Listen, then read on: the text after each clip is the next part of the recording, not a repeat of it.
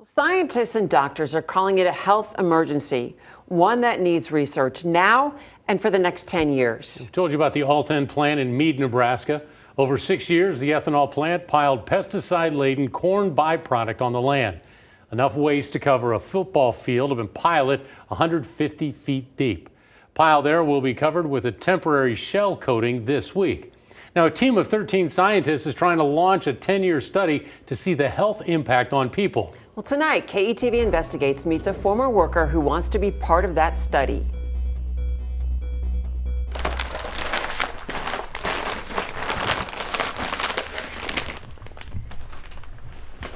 He's a fourth-generation farmer. John Vibral was so intrigued by the unique seed corn bags at the AltEn ethanol plant where he worked. Not for human consumption, not for animal feed. That he saved some. Pretty soon, I got like 300 bags. Vibral was an ethanol lead process operator at AltEn, hired shortly before they opened. He was a computer guy. I like the hours.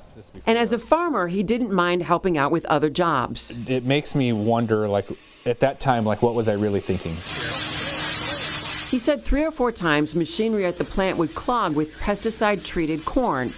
He cleared it out wearing a T-shirt and sometimes a thin mask. To have that all over me now is it just wasn't very smart at all. See that colored residue on his clothes? Those are neonicotinoids, pesticides banned in more than a dozen countries because they're harmful to bees, birds, and fish.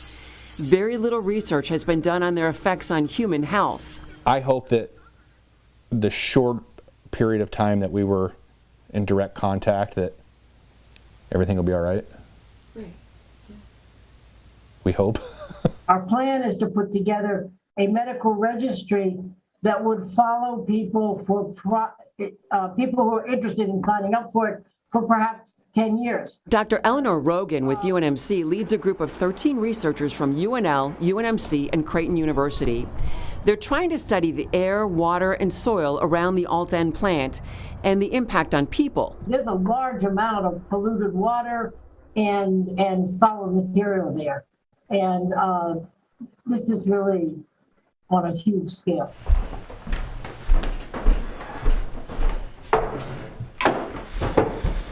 "1,000 health surveys will go out to people like John and those who lived or worked near the site who reported the putrid odors. It smells like death. Or complained about breathing problems or other health issues. Other things take years to develop some kind of adverse health effect, and we think we need to be able to follow that. These are little things that when you put the puzzle together ends up being something much bigger. State Senator Carol Blood is behind an emergency bill urging the state to designate $10 million in federal funding to investigate the impact of this site on health. John says, sign him up. We were sick a lot, like a lot of strep throat and things like that. I never thought that I was getting sick from there, but I haven't been sick as much since then. Rogan says their early studies indicate the contamination is moving. We have found that some of the toxic chemicals have traveled downstream to the east. I can't be any more specific than that. John, who lives 16 miles from the plant, says he can't get away from it.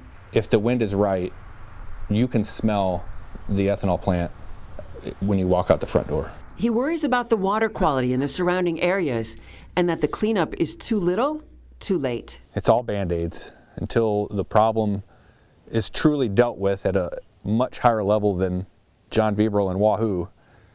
Nothing will be done. So we connected John to the UNMC team so that he can take part in that health study. And this week, remediation teams will cover that 16-acre pile with a special coating that will protect it from the elements.